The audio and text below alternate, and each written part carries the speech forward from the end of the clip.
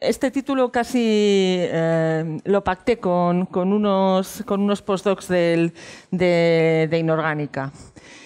Bueno, básicamente lo que voy a intentar hacer es ver por qué la química a menudo se percibe como aburrida y cómo podemos inyectarle humor y dinamismo. Este es mi correo electrónico por si no me hacéis, no os da corte hacer una pregunta ahora y me la queréis hacer después, pues cero problemas. ¿Sí? Bien. Va a constar de estas partes una pequeña introducción donde hablaré de culpables. Ahora vais a entender esto, quiénes son los culpables. Un poco de mi ciencia. Luego una pequeña reflexión sobre alegría, diversión, aburrimiento, tristeza, pena, seriedad. Y podemos extender un poco más por ese lado. Y luego cosas que ayudan. Hablando de algunos ejemplos de cosas que hemos intentado y que han salido bastante bien. Y luego ya una parte para hacer preguntas. He conservado este cuarto punto porque me parece bien que fomentar el diálogo y la curiosidad científica pues sea hacer preguntas, que era una cosa que venía en la presentación, en el formato de presentación que nos pasaba la organización. Estos son los culpables. Yo creo que algunos los reconocéis perfectamente, a Marta, a Jairo, que es el que me ha presentado, y a Edu, que está ahí mismo. O sea, con la sudadera, porque esta... Bien. Bien, estos tres tienen la culpa. Estos dos como compañeros de laboratorio también han sido colaboradores de investigación. Y Marta, porque ya lleva unos cuantos años más, lleva alguno más que Jairo también con The Pint of Science. Esto que tiene aquí, esto que tiene aquí en la mano es la estructura del sesquióxido de aluminio. Famoso sesquióxido de aluminio. Los que han sido alumnos míos lo saben. El alfa, por supuesto, corindón. Bueno, bien, y este es Gustavo. ¿Por qué está aquí Gustavo? Bueno, pues porque Gustavo tiene la culpa de que nos hayamos tomado muchas asignaturas pues intentando aportar cosas originales, diferentes,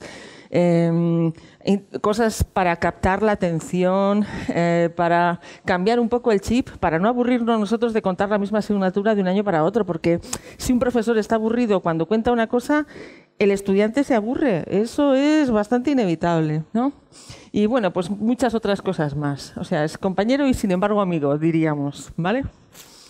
Bueno, esta es un poco la línea temporal de la ciencia que he hecho y tengo una primera etapa en la que he trabajado en química de coordinación y organometálica, que no voy a contaros el rollo de qué va, y otra de polímeros y ciencia de materiales, a partir del 2012. Bien, y os voy a contar mínimamente dos ejemplos de esta investigación, uno en el año 95 y otra en 2016, para que veáis cómo de diferente se contaban las cosas en 1995. Es que lo dices y suena como el principio de los tiempos, ¿vale? Yo no digo mi fecha de nacimiento porque entonces ya sí que parece la edad de piedra. En fin.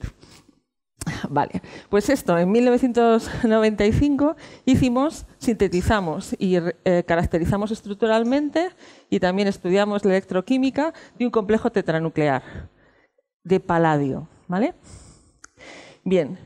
Partíamos de un mononuclear y en química inorgánica se llama mononuclear cuando tenemos un solo centro metálico, ¿vale? Bueno, pues en estas condiciones, aquí I minúscula, pues le añadíamos carbonato de sodio en metanol a reflujo y conseguíamos que se formara esta especie que, fijaros, era chulísima. Aquí la ponemos tan sencilla y tan alegremente, pero nos costó volvernos locos porque daba espectros muy simétricos y no teníamos ni idea de a qué estructura tenía. Y es un tetranuclear porque tiene 1, 2, 3 y 4 centros de paladio, ¿vale? Y luego cuando le añadíamos ligandos bidentados, por ejemplo con fósforo, pues se rompían los puentes, estos enlaces que son los más débiles, y se formaban especies binucleares porque tienen 1, 2, 1, 2, ¿vale? Bien. Y esta es para que usamos los químicos difracción de rayos X, ¿vale? La usamos para esto, pues para ver cómo son las estructuras moleculares de las sustancias que preparamos. Y bueno, otra vez aquí se ve muy bien, están resaltados, pues paladio 1, 2, 3 y 4. Bueno, No os voy a contar más. Esto tenía una electroquímica muy bonita y como él dice, hay muchas veces que si no profundizas, el público te lo agradece. Así que vamos a dejarlo ahí. Bien. Y en este otro, exactamente 21 años después, porque aquí hay gente que no tiene 21 años, pero bueno, a otros sí que los tenemos, no pasa nada. Bien, pues en este hacíamos una detección colorimétrica y también determinábamos hierro 3, cobalto 2, cobre 2 y estaño 2 en disoluciones acuosas. Esto ya cuando trabajaba con el grupo de polímeros, ¿vale? Es que tengo la sensación de que a veces me oigo y otras no me oigo. Y preparábamos dos tipos de materiales. Unos que eran como estos que veis aquí, que tienen esta composición química, que ahora tampoco voy a entrar en ella, ¿vale? Pero que tienen un aspecto cuando se manipulan que parece pues como forro, ¿vale? Como un forro de plástico, el que usamos para forrar los libros. Y también preparábamos, esto es un linear copolymer, cuando lo hacemos lineal, pues estos son solubles en agua. ¿Por qué? Porque este de aquí es terriblemente afín por el agua y además lo hacíamos en una proporción en la que teníamos un 99 de esto, que es vinilpirrolidona. La polivinilpirrolidona pues, es algo que es muy afín por el agua, ¿vale? Es el polímero que está presente en la povidona iodada, ¿vale? Bueno, pues y un 1% de esta especie porque esto es muy insoluble en agua. Entonces, nuestro ingenio era usar algo que hace que el polímero en su conjunto sea soluble en agua para conseguir que esto, que es lo que detecta, pues estuviera presente en disolución acuosa, ¿vale? Bueno, pues ¿qué conseguíamos? Conseguíamos estos colores tan chulos, por eso decimos colorimetric detection, y esta es el polímero lineal LCP disuelto en agua, que es prácticamente incoloro. Aquí cuando hay hierro 3, cuando es púrpura, cuando hay cobalto 2 es naranja, cuando hay cobre 2 es verde y cuando hay estaño 2 es amarillo. Y también las membranas, ¿vale? Es más sensible y reacciona de forma más rápida el polímero lineal y vamos a ver un ejemplo. A ver si se carga el vídeo. Sí, se ha cargado. Bueno, pues mirad, ahora aquí José Miguel, que era el director del trabajo, por eso aparece su correo electrónico, va a tocar la rosca de un tornillo de acero, pero evidentemente que no esté galvanizado, que no tenga zinc, porque si tiene zinc, pues entonces no lo detectamos. Luego colocamos unas gotas de disolución del polímero, con el polímero lineal. Y ahora, sin que ese dedo toque ninguna otra cosa más, pues va a apoyar en esa zona ese dedo y el patrón que se va a marcar va a ser exactamente el mismo que el de la rosca. Vale, ¿y eso por qué es?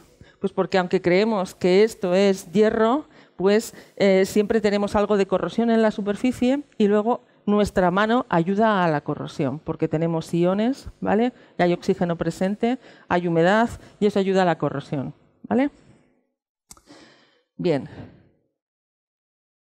Tiene su ritmo.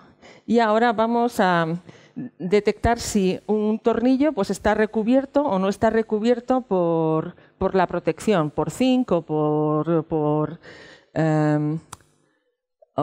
níquel, ¿no? Y entonces, ¿qué vemos? Pues que ese tornillo, en concreto, pues no, estaba desnudo. ¿Cuál es el inconveniente? Que para algunos usos, por ejemplo, en interiores se puede emplear, pero en exteriores, pues sabemos que la corrosión enseguida se lo acabaría llevando, ¿no? Y ahora, y esto es muy chulo, pues ya sabéis que las brocas de los taladros en la punta tienen vidia. Y son mucho más caras las que tienen vidia que las que no tienen vidia. ¿Cuánta vidia tienen? Muy poquita, solo en la punta. La vidia es carburo de wolframio, que es una sustancia muy dura, y como cemento se emplea cobalto, ¿vale? Y entonces, pues nada, ya visteis cuando tocó la punta de la broca y ahora apoya y pasa algún fenómeno equivalente, ¿vale? Apreciamos la corrosión correspondiente, además de al hierro, porque la mayor parte de la broca es de acero, ¿vale? Apreciamos la corrosión correspondiente al cobalto. Y por eso en la zona central pues tenemos color naranja, ¿vale? Sí, luego preguntas, sin problemas. Bien, ojalá todas las clases pudieran ser, pues eso, fuegos artificiales. Y hablar de fuegos artificiales y pues de por qué el color de los fuegos artificiales, por qué los verdes contienen bario, los dorados sodio, los azules cobre o cobalto. Los de cobalto son muchísimo más caros que los que tienen cobre y los blancos pues titanio. Sin embargo, pues hay muchas ocasiones en las que no queda más remedio que las clases de pizarra o las clases con la presentación, ¿no? Y entonces, pues es conveniente o sería maravilloso poder dar clases de todo alegría o todo diversión, pero hay veces que no queda más remedio que, pues eso, rebajar un poco el nivel de felicidad. Eso sí, en cuanto a las clases se cargan de tristeza, pena y seriedad, la gente pasa a una cosa que les lleva a acabar teniendo alergia a la materia. Y eso sí que no puede ser. Porque como le coja alergia, por no decir odio, a esa materia, pues hemos perdido una vocación científica, ¿vale? Bien, entonces cosas que yo creo que pueden ayudar a luchar contra el aburrimiento. Porque yo creo que de todas estas cosas que os exponía aquí, realmente el aburrimiento puede ser casi una de las peores, ¿vale? Porque lleva a casi todo lo demás, tristeza, pena y seriedad. Bien. Pues, por ejemplo, cosas que ayudan. Pues de vez en cuando colar alguna palabra de las que utilizan los estudiantes. En plan. Yo creo que esto ya a todos los de cierta edad les ha quedado claro. Eso sí, muchísimo cuidado con los chistes. Lo que nos hace gracia a los profesores, ya os lo garantizo, no nos hace ninguna gracia a los estudiantes. Cero gracia. Así que hay que administrarlo con mucho cuidado. Hay veces que les hace gracia algo, pero normalmente cosas que no pretendes como graciosas. Pero eso sí, como os propongáis un chiste, seguramente es catastrófico. Bien, luego, los ejemplos de la vida cotidiana ayudan y luego también ejemplos de acontecimientos recientes. Esto yo creo que contribuye bastante a picar la curiosidad y que la gente y acercar la ciencia, en concreto la química, a los estudiantes. A hablar, por supuesto, de ejemplos industriales. No se puede hablar de química sin hablar de industria química. Y la verdad, el cambio de escala yo creo que les encanta porque trabajan en el laboratorio con matraces de 250 mililitros, pero luego ven las fotografías de los de 3 toneladas y les encanta.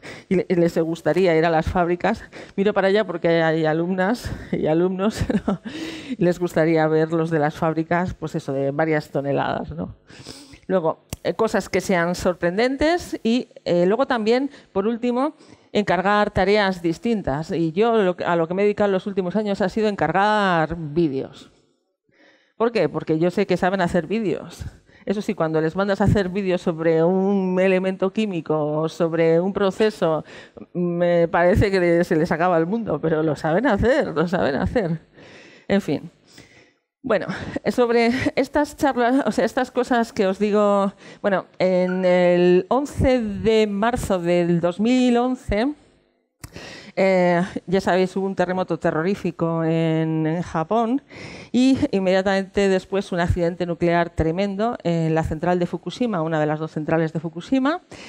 Y estábamos dando clase, pues aquí, ¿veis? Gustavo Espino y yo misma de la asignatura de tercero. Y había unas explosiones que todos los telediarios decían que volaron los edificios de los reactores y que no entendíamos por qué volaba el edificio del reactor y decían los periodistas que era debido a explosiones de hidrógeno. ¿Vale? Bueno, pues sí, tenía que ver con que las vainas que contienen el combustible del combustible en el reactor pues no reaccionan con agua a temperaturas bajas, pero a temperaturas lo suficientemente altas sí generan hidrógeno y ese hidrógeno era el que explosionaba, ¿vale? Bueno, Pues tuvimos un éxito tremendo que nos sorprendió un montón. Esta charla la preparamos entre los dos, pero Gustavo no se atrevía a hablar en público. Ahora no habría quien le parase, ¿vale? O sea, en ese momento no se atrevía a hablar, pero así que la di yo sola, pero la preparamos entre los dos. Al año siguiente me busqué a dos compinches distintos, a José Vicente y a Félix Ausín. Y di una charla, otra vez ellos tampoco se atrevieron a hablar, pero yo, como no tengo vergüenza o tengo poca, pues sí, ¿no? Y entonces hablamos sobre química y música. Bueno, la razón por la que comenzamos esta charla fue porque los estudiantes siempre querían que pusiera música en el laboratorio y yo no soporto la música de los demás. Soportó la mía, claro.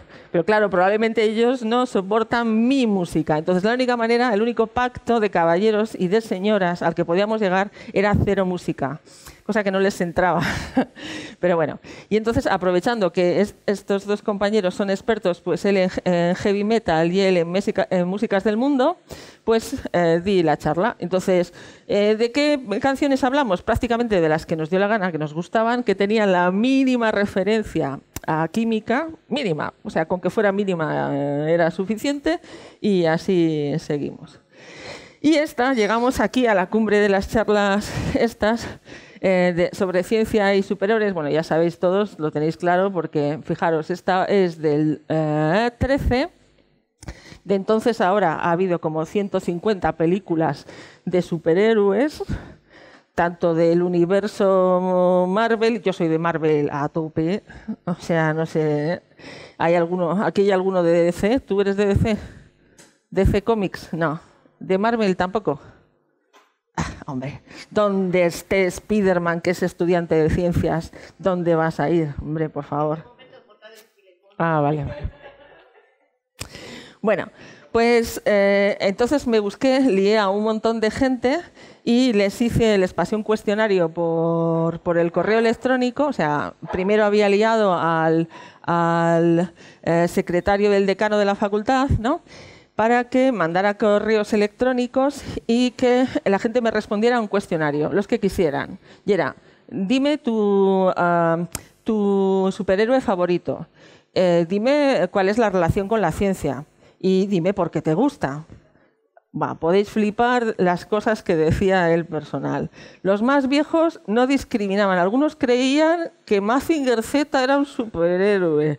O sea, unas cosas absolutamente catastróficas.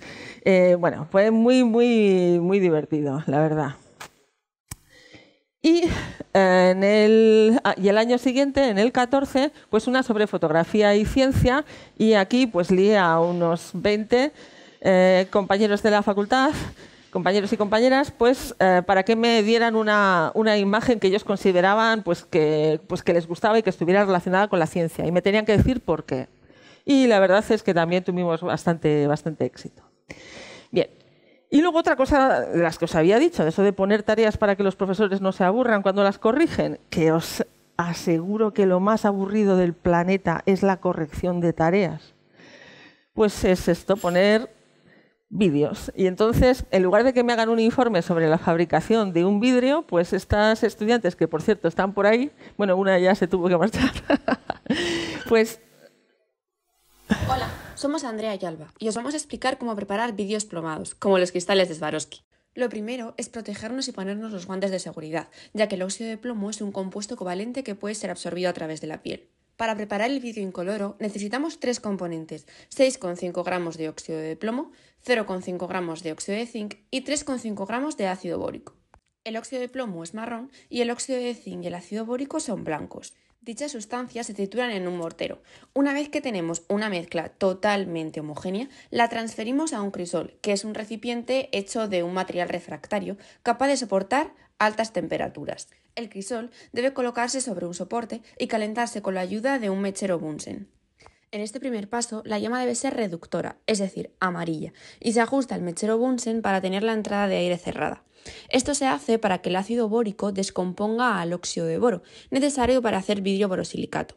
No importa si en esta fase se forma algo de carbonilla, ya que los crisoles que usamos no se reutilizan.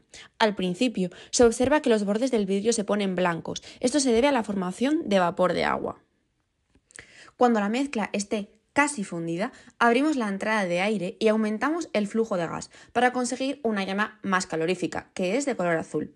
La temperatura en este punto es bastante alta y se debe mantener el crisol a una distancia de aproximadamente 6 centímetros de altura. Es precisamente el plomo lo que nos ayuda a trabajar más fácilmente, pues reduce la temperatura de fusión de la mezcla. Además, aumenta la densidad y otorga el característico brillo, pues modifica el índice de refracción del vidrio. Así, la luz refleja de una manera especial, haciendo que parezca que sale de la pieza. Pero bueno, continuando con el procedimiento, cuando todo el material esté completamente fluido, podemos verterlo sobre una placa. Nada más volcarlo tiene un color amarillento, pero después se vuelve grisáceo, lo que puede deberse a impurezas que quedaron en el crisol. Ahora pasamos a preparar el vidrio coloreado. El proceso es muy similar al anterior, pero con la adición del pigmento deseado. Se usan los mismos ingredientes: 3,5 gramos de ácido bórico, 6,5 de óxido de plomo y medio gramo de óxido de zinc. Y se añade con la punta de una espátula una pequeña cantidad de pigmento de óxido de manganeso 4. El pigmento suele ser más duro, por lo que es importante triturarlo todo bien junto con los otros componentes. Una vez hecho esto, la mezcla se transfiere a un crisol y se coloca sobre el mechero Bunsen. De la misma manera que antes, comenzamos con una llama reductora y menos calorífica, que es amarilla, y luego cambiamos a una llama oxidante, que es de color azul, para alcanzar de esta manera una mayor temperatura. Como se puede observar, la apariencia es completamente diferente a la del vidrio incoloro. En este caso, se pueden observar zonas blanquecinas en los bordes, pero la mezcla fundida es de color morado. Una vez que todo está completamente fluido, podemos verter el vidrio sobre la placa. El vidrio resultante de este proceso tiene un color morado muy oscuro. Sin embargo, estos vidrios tienen una desventaja y es que son bastante frágiles. Esto significa que pueden sufrir un choque térmico, lo que hace que se rompan fácilmente aun si se manejan con cuidado. Y con esto hemos conseguido nuestros vidrios. También se pueden preparar vidrios de otros colores. Usando óxido de cromo 3, el vidrio tomará un color verde. Usando óxido de hierro 3, el vidrio será de color amarillo, naranja, rojo o marrón, dependiendo de las cantidades. Para obtener un vidrio azul, usaremos óxido de cobalto 2 o carbonato básico de cobalto 2. Y si queremos un tono morado o marrón, se usará óxido de manganeso 4, que es el que se ha empleado. Esperamos que os haya servido esta explicación. Bueno, ¿qué nota creéis que les puse? 10, exactamente, les puse 10. Bueno, les pedí permiso para exponerlo aquí, porque además luego va a quedar hasta el infinito en internet y todas estas cosas. Bueno, en fin. Y lo que quería aprovechar es esta parte final de la charla para hablaros un poco de una cosa que yo creo que es muy famosa, que todo el mundo habla. Desde luego, Trump habla todo el tiempo, ¿no?, de las tierras raras. Entonces, un poco qué son, dónde están en la tabla periódica y todo esto. Bien, vamos a ver. Esta tabla que os he recogido aquí es mi tabla periódica favorita, con mucha diferencia, que la encontráis ahí, periodictable.com, y es chulísima. Clicáis en cualquiera de los elementos y tenéis unas fotografías tanto de los elementos como de aplicaciones de los mismos, pero unas fotografías magníficas. Y hay muchísima más información, no solamente esa. Bueno, pues las tierras raras son estos dos elementos y estos 15 de aquí. Bueno, son 17 elementos, por tanto. Escandio y yitrio, que son estos dos de aquí, y lantano, cerio, parasiodimio, anda, que los nombres... Pero bueno, son los que, ya sabéis, el que descubre tiene el derecho a poner el nombre. Entonces pusieron estos nombres: neodimio, prometio, samario, europio, gadolinio, terbio, disprosio, olmio, herbio, tulio y terbio y lutecio. Se quedaron a gusto. Bien. Tienen aplicaciones en componentes eléctricos, electrónicos, láseres, vidrios, materiales magnéticos y procesos industriales. Y el término tierras raras pues es inapropiado porque no son tierras, ¿vale?, Pero este es un término muy antiguo que hace referencia a cosas que son solubles en ácidos, como los óxidos, y las raras, pues a nosotros nos hace pensar cosas como poco abundantes. Bueno, en realidad no son tan poco abundantes, lo que están es muy dispersos por toda la corteza terrestre.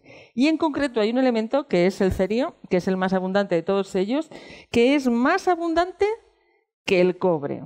Cosa que es bastante sorprendente y yo la he descubierto porque siempre que te preparas una charla aprendes, ¿vale? Y en esta tabla en la que están representados aquí abundancia en función del número atómico, pero aquí la abundancia es representada de forma logarítmica, ¿vale? Entonces cada división es 10 veces menos la siguiente y así. La referencia es 10 a la 6 átomos, o sea, 1 millón de átomos de silicio, ¿vale? Bien, pues fijaros, los que están en azul son las tierras raras y están muy por encima de estos que están en esta zona.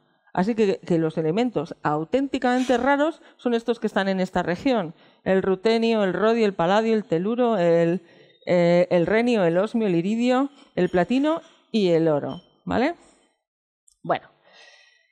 ¿Dónde se encuentran? Yo creo que esta gráfica lo deja bastante claro. Es verdad que faltan años, pero es verdad que es muy difícil encontrar representaciones más modernas, porque todos esos datos están como acaparados, ¿vale? Bien, pero lo que sí que se ve es que el principal productor de óxidos de tierras raras es China y con muchísima diferencia de todos los demás, ¿vale? Así que el principal sitio donde hay tierras raras es en China. Por eso tanta obsesión por parte de los americanos de conseguir sitios en los que haya tierras raras, ¿no? Para tener independencia de China. Pero en España también hay, ¿eh? En España también hay, en Castilla y León, por ejemplo, entre Salamanca y Zamora, o en Castilla y La Mancha, en Campo de Montiel, en Ciudad Real. Esta es una página muy interesante y además que tiene un nombre muy chulo que es Hablando en Vidrio, hablandoenvidrio.com. Bueno, esto que tenéis aquí es ¿por qué está todo el mundo loco por ellas? Por esto de aquí, que esto sería como la forma aburrida de contar por qué las tierras raras son interesantes, ¿vale? La tabla con todas las aplicaciones son las que les dan calambres a mis alumnos solo de verlas. Bien, lógicamente, pero es que son las que hay que, hombre, no sabérselos todos, pero tener una noción de por dónde van los tiros, saber que el neodimio es crucial para los imanes, para la potencia de los imanes, que para los láseres prácticamente todos participan. Bien, y vamos a ver ahora una visión un poquito menos aburrida de las tierras raras, voy a intentarlo, ¿vale? Y es con esta otra tabla periódica, porque me encantan las tablas periódicas. ¿A ti también? Bien, bueno, pues en esta tabla periódica parece que le pasa algo raro, que la ha escrito uno que está un poco mal. Y lo único que hay que tener en cuenta respecto a los tamaños de las casillas, porque normalmente en las tablas raras normales el tamaño de la casilla es siempre el mismo para todos los elementos, pues aquí el tamaño de cada una de las casillas es proporcional a la abundancia del elemento, ¿no? Entonces, con mucha diferencia, el oxígeno es muy abundante, el silicio es muy abundante, el hidrógeno es muy abundante, el calcio, el sodio, bueno, bien. Otra cosa que llama la atención en esta tabla es que algunos, si seguimos gastándolos a la velocidad que los seguimos gastando, algunos de los elementos en los próximos 100 años nos los habremos gastado todos. Estos que están marcados en rojo, miau. Bueno, miau. Me habéis entendido. Naranja, el riesgo porque estamos usándolos cada vez más. El amarillo, pues un riesgo en el futuro. Y en estos otros, en los que están en verde, pues ningún riesgo porque son muy, muy, muy abundantes. Y hay unos que sí que quiero resaltar, que son estos que tienen la parte de abajo en negro, porque proceden de minerales de conflicto, como el tántalo, ¿vale? Bien. Y hay otros que no los he mencionado. Esto que parece un teléfono móvil, pues es que es un teléfono móvil. Bueno, pues fijaros, todos estos elementos que tienen el símbolo del teléfono móvil se usan para hacer teléfonos móviles. Y si nos vamos a la zona de las tierras raras, que es la que he empezado a hablaros, pues fijaros, aquí hay una abundancia de telefonillos tremenda, ¿vale? O sea, que se usan para muchas cosas. ¿Y dónde nos les encontramos? Pues fijaros, esos elementos que os sonaban tan raros, prometio, lutecio, no sé cuántos, todos los tenéis en el teléfono móvil. Todos los tenemos, vamos a ver, en el mío también. Bien, y entonces tenemos, bueno, ya sabéis, en la pantalla táctil, pero hay audio. Sin embargo, en la pantalla de debajo, la responsable de que veamos los colores, ahí es... ¿He sido yo? A ver, la responsable de que veamos los colores, pues ahí es donde está el lántano, el prometio, el europio, el gadolinio, el terbio, el disprosio. Bien, por ejemplo, y en el micrófono y en los auriculares, no, ¿cómo se dice esto? Los speakers. Gracias. Es que hay palabras que se me atascan. Y la unidad de vibración, pues fijaros, prasiodimio, neodimio, gadolinio, terbio. ¿Quién os iba a decir que los teníais ahí? Esto está tomado de esta página web que es fantástica, que es Visual Capitalist y es Elements de Visual Capitalist. No, capitalist.com. Y esta otra, que la recojo pensando un poco también en mis estudiantes, que a lo largo de todos esos años que os he puesto ahí, pues he tenido ya unos cuantos. Y es que hay que reciclarlos. Y lo que quiero resaltar es que precisamente estos... Los que están marcados en rojo son justo esas tierras raras que precisamente de los móviles actualmente no se están reciclando prácticamente nada, porque los que están marcados en rojo se reciclan menos de un 1%. Entonces, todos estos, en realidad, un teléfono móvil sería un sitio donde tenemos más concentrado en las tierras raras que en los minerales en la naturaleza. ¿Y qué es una de las cosas fundamentales que necesitaríamos? Pues separarlos, porque para poder utilizarlos necesitamos que estén lo suficientemente puros, ¿no? Y entonces eso es una tarea que les queda a mis estudiantes, o sea, sin ningún problema. Alguno, no digo a todos, o sea, todos haciendo lo mismo, es mucho... Bien, luego, ¿con qué gente trabajo? Pues hasta ahora trabajo en el grupo de polímeros. El responsable es Saúl, que también ha sido alumno mío. Bueno, yo estoy ahí. Bueno, y nada. Pero con este otro grupo también tengo muchísima relación, que es el grupo Amido Ruca. Y también con Félix Ausin, que es nuestro técnico de laboratorio, cuyas discusiones científicas y no científicas pues siempre aportan un montón. Y para final quiero acabar pues cambiando un poco el tono de la charla, cambiando el tono otra vez. Y es que una de las cosas que hacíamos era visitar una mina. Una mina en ese caso era de óxido de hierro, ¿vale? Y la ventaja de la misma era pues ver métodos extractivos antiguos y apreciar también el esfuerzo que costaba extraer los elementos, porque a veces los químicos, a fuerza de de encargar los elementos y que te los traiga el suministrador, te crees que no cuesta extraerlos de la corteza terrestre y cuesta un montón, ¿vale? Entonces, bueno, pues esto es lo que hicimos. Tiene un poco de música.